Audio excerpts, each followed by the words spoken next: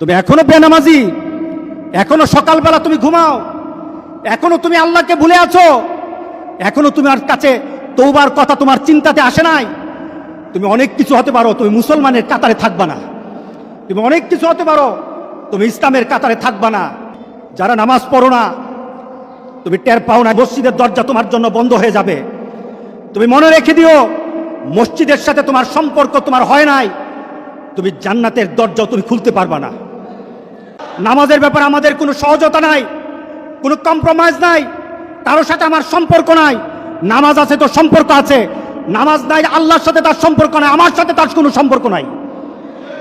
আপনি ঘোষণা দেন, পরিবেশ সুন্দর হয়ে যাবে, তওবা কবুল হবে, আল্লাহ আমাদেরকে রক্ষা করবেন, আল্লাহ আমাদেরকে রক্ষা করবেন ইনশাআল্লাহ।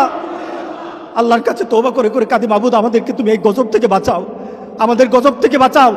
আল্লাহ যেন সবাইকে হেফাজত করে, আল্লাহ যেন সবাইকে হেফাজত করে। নামাজ যারা পড়ে না, ঘাড় ধরে ধরে তাদেরকে আনেন। কেন নামাজ পড়বা না?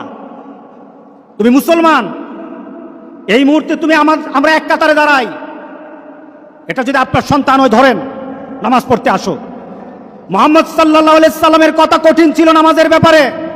রাসূল সাল্লাল্লাহু আলাইহি সাল্লাম বলেছেন, তোমার সন্তান 7 নামাজ শিখাও, তোমার সন্তান 10 নামাজ না পড়লে তার পিটাও।